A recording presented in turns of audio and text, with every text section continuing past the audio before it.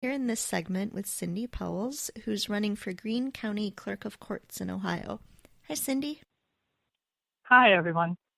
Can you start by telling us just a little bit about your background and what made you decide to run for County Clerk of Courts? Well, this is one of those things that I've almost been training for my whole life. I've got almost 20 years experience in the criminal justice system. I've worked in nonprofits and in government service most of my professional life.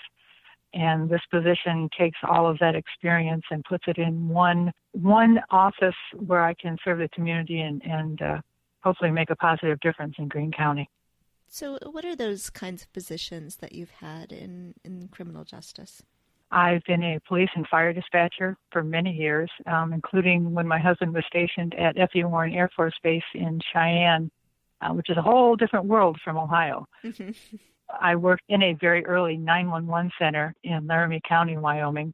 I've worked as a dispatcher for a small city just outside of Toledo in northern Ohio, which is where we're from originally. I spent 6 years as a deputy clerk in the federal court in Toledo, working mostly the criminal docket, but I also did appeals and civil court work.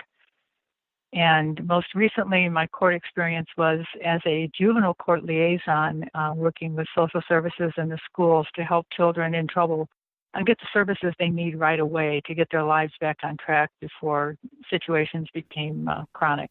And so here's the question I'm sure you get a lot. What does a clerk of courts do? What is this role? And I guess the other thing I want to sort of tease out is what makes this an elected position? Why is this something that we want to make sure that we're choosing as an electorate?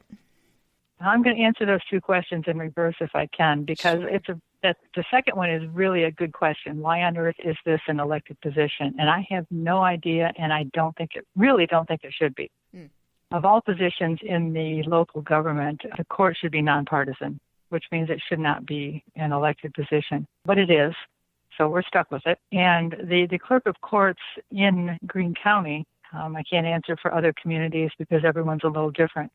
But in Greene County, it's the administrative officer that oversees not only the criminal court, but the civil, the probate, which is estates and wills and that kind of thing, the family court, which handles marriage, divorce, child support, adoptions, juvenile court, and the title bureau for your cars and boats and motorcycles and that kind of thing. It does all of officially, it is the keeper of the record. All documents that are filed with the court for any reason go through the clerk's office, and they maintain the official copies. Anytime a case goes to appeals, they have to bring all of the documents together and transmit those, like chain of custody in a criminal case. It's a chain from the clerk's office to the appeals court, so that the appeals court then has the official record to be able to make their rulings on. So it's a lot of paperwork. And you like paperwork, I take it? Not the paperwork maybe so much, but the process itself. I worked in the courts long enough that I understand how all those things happen from the time that a warrant is issued and a suspect is arrested, or a civil case is filed at intake and judges are assigned.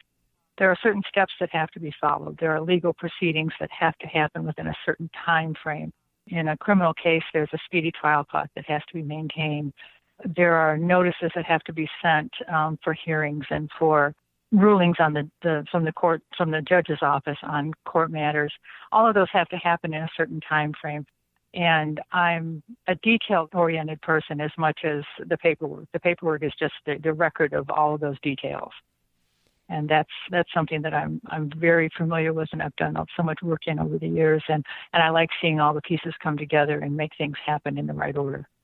Are there improvements that you think could be made to the current system? The biggest thing that I'm looking at in the current system is the accessibility of the public. The court, by its very nature, is an intimidating atmosphere. And when someone walks in the door, whether they're there in the court voluntarily or not, civil or criminal, they need to know that the court is there for them, that it's going to be fair, that it's going to be accessible. They need an explanation of what's going to happen next and why.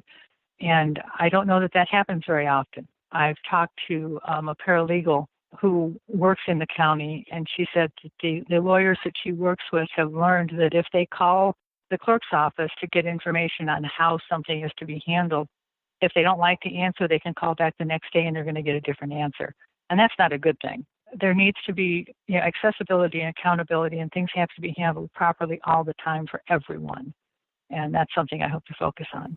So in this position that a lot of people might not even realize is elected, may not think a lot about from election to election, how do you make sure that people know that this is coming up in the next election and that you're running and why they should vote for you? Well, that's what I've been doing since February when the petitions were filed, is trying to get the word out. One of the biggest things, especially for a first-time candidate like me, is name recognition. People don't know me unless they know my circle of writers or that kind. I'm also a published author, so I have my own little network of writing people that I work with. But that's not the same necessarily the same people who are going to be involved in voting. So getting the word out, meeting the right people. I've been going to lots and lots of events, public events. The 5 of us in different combinations have been holding coffees on Saturday morning. We go to a local coffee shop in different communities throughout Greene County just to meet with the public and to get our names and faces known and to explain who we are and why we're running and what the office is. I spend a lot of time on social media, probably more time than I should. And it's really a nonstop thing. My husband and I were looking at my calendar for this weekend, and I have 2 events on Friday, 4 on Saturday, 4 on Sunday, and we just got home from one this evening after I got off work. So it's a never-ending thing, just getting out there and meeting people and making sure that they know that this is going on. And is it your husband that is doing the mobile billboard driving around on his bicycle? Yes, my husband is the cyclist. He's a wonder. He is my strongest ally and cheerleader and has been for 40 years next week. We'll have been married. He spent Labor Day riding to 5 communities throughout Greene County on his bicycle, doing his thing as he does. He normally rides about 20 miles a day, but on Labor Day, he hit almost 100, riding with my campaign signs on the back of his bike and just up and down the trail and in and out of all these communities and waving and talking to people and having a great time, because that's what he does. We all serve the community in whatever way we can best, and that's what works for him. He's even got me on when it comes to parade time, because there's a lot of community parades. On the 4th of July, we were in 4 parades together on a tandem bike. When I got to let him do most of the work, and I got to sit on the back seat and just wave and smile and talk to people, which was fun. Your own version of the convertible car. Yes, and so we've picked up on that, and I'm working in tandem with the community for a better Greene County. So there's our slogan and our image is the tandem bike and the bicycle, and it's fun. Oh, that's great! I love that. And that's such a unique, I don't think I've ever seen anyone biking around with campaign signs, so that has to get some attention.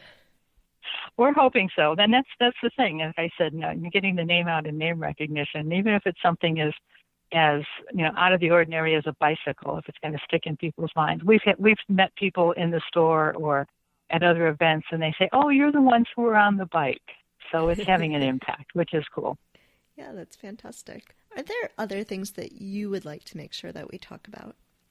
Largely because this position is administrative. I mean, it's not legislative. It's not policy making. I can't say I'm going to go out and change a lot of things that really need to be done, maybe in criminal justice reform. The campaign is giving me the platform and the opportunity to talk about issues in Greene County that, again, people aren't necessarily aware of. The county's in the process of building a new jail, and I've been monitoring and following this process since they got started. And I'm making a really concerted effort to let the people in the county know that this is happening. We're looking at a $40 to $50 million expenditure, and we need to make sure that we're building smarter, not just a bigger facility. And that's something that's really important. Ohio has a criminal justice reform initiative on the ballot in November as well. It's issue 1, and I've been focusing on that a lot. It's going to help in a lot of different ways reform some of the criminal justice system that desperately needs attention to allow people. We all hear about the opioid epidemic.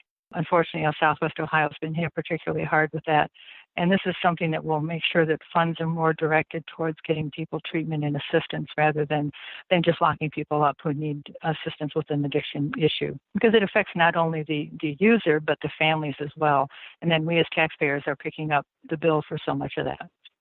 So those are other issues that I'm able to bring out to the public while I'm doing my campaigning. If our listeners would like to help out your campaign in some way, what are some ways that they could help? Locally, we can always use people who want to maybe make some phone calls. We're in the process now. It's after Labor Day, and campaign signs are starting to spring up everywhere. Love to put a sign in somebody's front yard. Unfortunately, money is always an issue. As much as I hate the fact that money is involved in politics, we can't run a campaign without it.